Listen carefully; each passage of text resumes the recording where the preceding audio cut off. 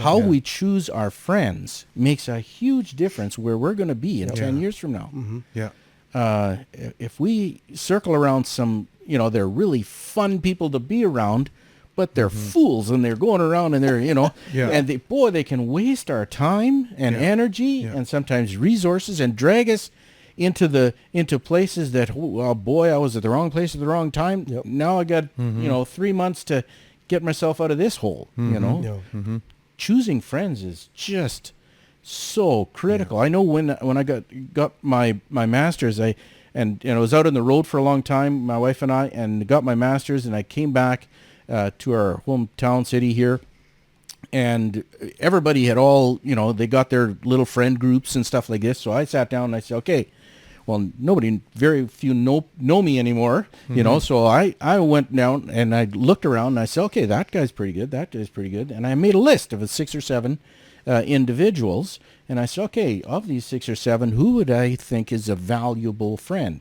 good character, good resources and stuff like this. And I chose, Alan was at the top of the list. Well, Alan, he was married at the time, and he was working at a building center, totally different than what I was doing or whatever. But I called him up.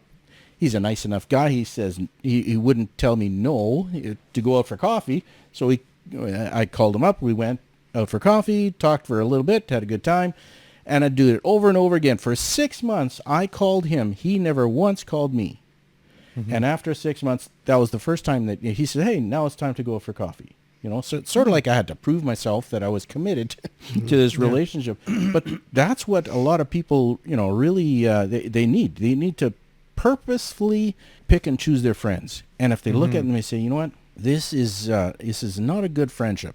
Don't make a pronouncement and just take off. You just slowly back away and fade back into the bushes and hopefully. And sometimes you gotta just break the friendship. Yeah. Sometimes. Yeah. For sure. I know. In the past 3 years, our friendship circle has changed dramatically. Some have walked away. We walked away from some because it just didn't edify anymore. Yeah. There was nothing.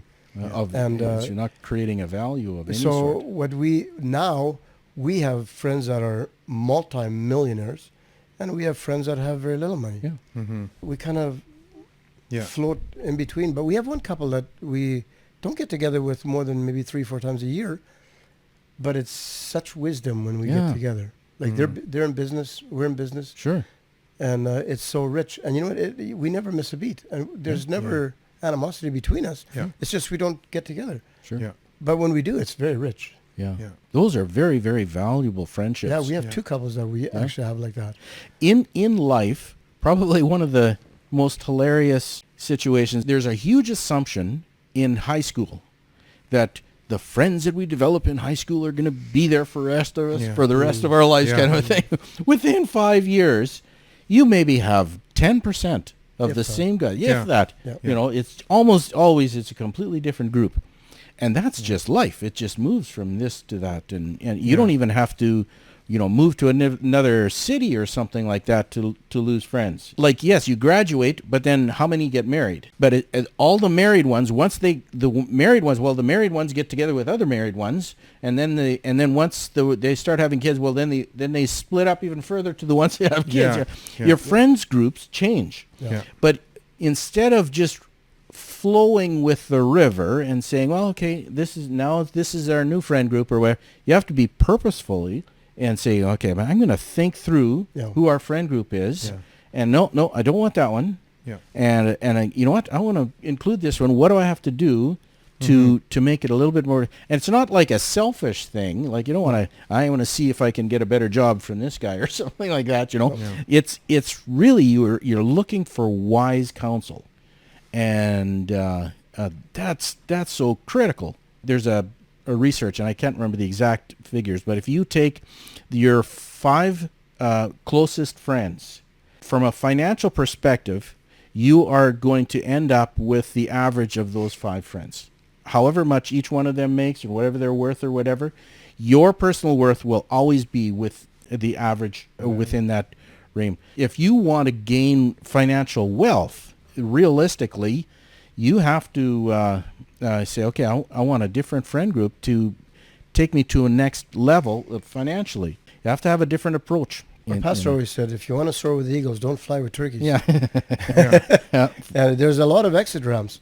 There's all of a sudden you want to just go to a different direction, and sometimes it comes automatically. Yeah. Growth.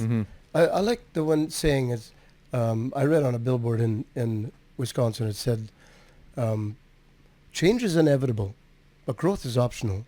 You can't grow. If you want to grow, you got to grow on purpose. Yeah. And there's times where you have to say goodbye to somebody because they're not a benefit to you. Yeah. Yeah. And it's not that you walk away now that you never talk to each other. It's just you're going a different direction. Yeah. Yeah. There's nothing wrong with that. We have friends that we've been friends with them for the last 35 years. Yeah. They are the same today as they were.